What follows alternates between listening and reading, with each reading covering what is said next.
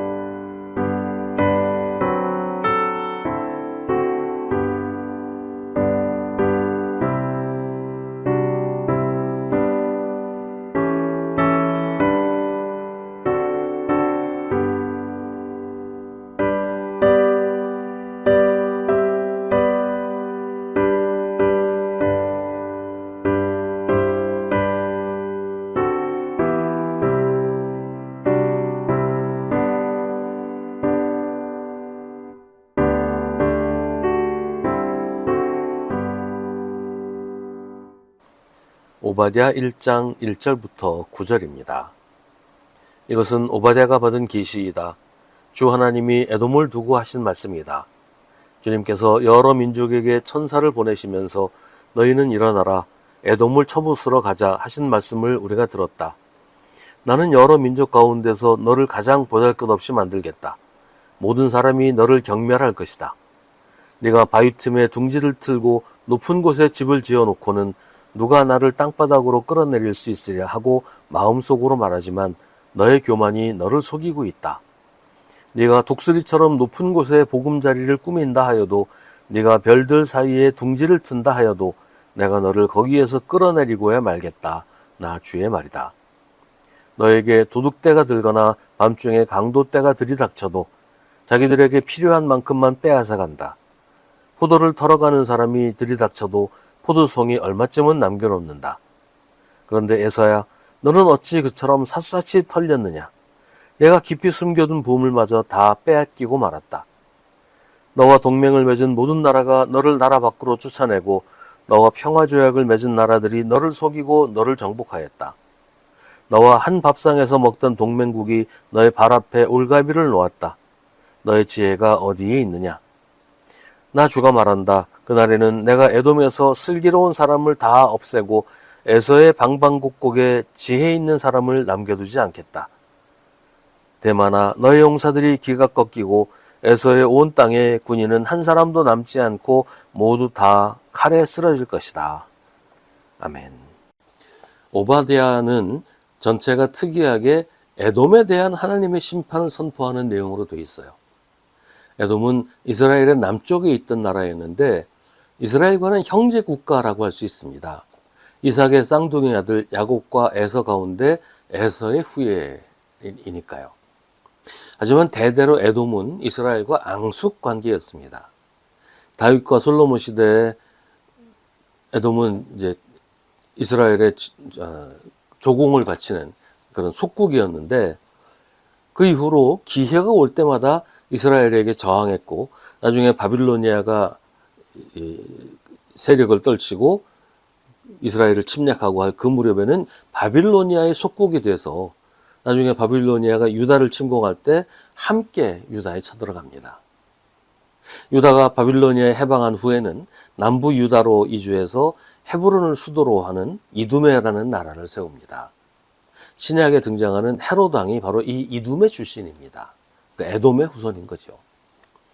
하나님이 에돔을 심판하시는 이유는 자신의 인간적인 지혜와 능력을 믿고 자신의 지략에 따라 이웃 민족과 정치적 동맹을 맺고서 하나님보다 이러한 자기의 지혜와 동맹의 힘을 믿고 오만했기 때문입니다. 그들이 누리는 일시적인 평안과 번영을 자기 능력의 결과라고 생각했습니다. 3절은 에돔이 바위 틈에 둥지를 틀고 높은 곳에 집을 지어놓고는 누가 나를 땅바닥으로 끌어낼 수 있으랴 하고 마음속으로 말하지만 너의 교만이 너를 속이고 있다 라고 하나님 말씀하십니다. 에돔은 하나님을 섬기는 나라가 아니에요. 자기 나름대로의 신이 있었습니다. 그런데 왜 하나님은 이렇게 말씀하시는 걸까요? 여기에는 두 가지 이유가 있다고 봅니다. 하나는 에돔도 아브라함의 후손이기 때문이에요. 물론 이삭과 야곱으로 이어지는 그 적자, 그 정통 뭐라고 할까요? 그 적자 혈통은 아니지만 그래도 아브라함의 후손인 건 맞죠. 그러니까 당연히 하나님을 섬겨야 하는 민족이에요. 그런데 그들은 하나님을 버리고 다른 신을 만들어서 섬겼습니다. 그것이 그들을 교만하게 했습니다. 또 한 가지 이유는 하나님이 어떤 분이신가에 대한 겁니다. 그 시대 사람들은 자기 민족에게는 자기 민족의 신이 있다고 믿었어요.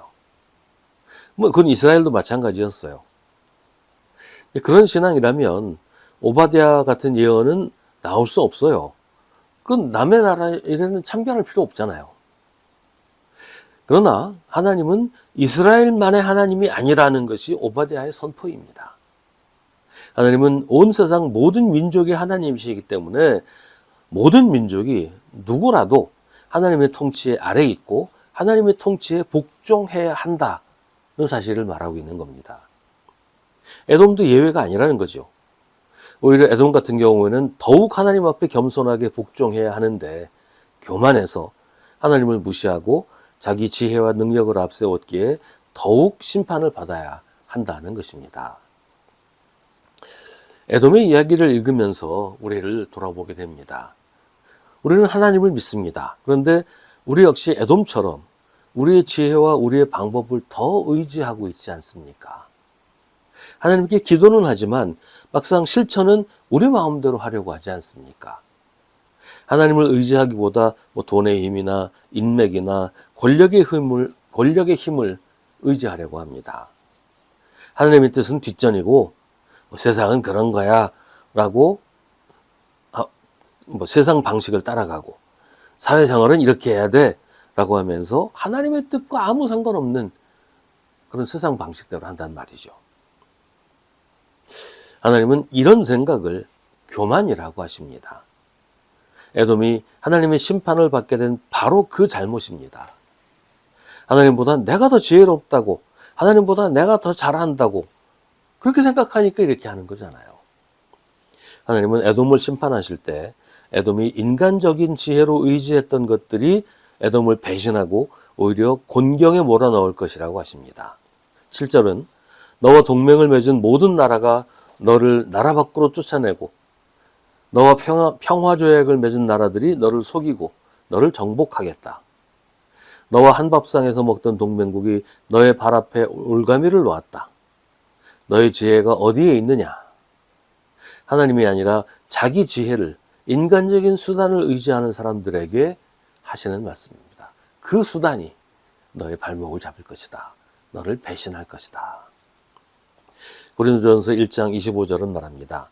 하나님의 어리석음이 사람의 지혜보다 더 지혜롭고 하나님의 약함이 사람의 강함보다 더 강합니다. 아무리 내 생각이 옳다고 생각하고 아무리 내 생각이 좋다고 생각해도 하나님의 지혜와 비교할 수는 없어요. 에돔을 따라하지 말아야 합니다. 에돔이 심판받았던 그 일을 되풀이하는 건 정말 어리석은 일이에요. 우리의 지혜를 내려놓고 하나님의 뜻을 따라야 합니다. 하나님의 말씀에 순종하는 것이 진짜 지혜입니다.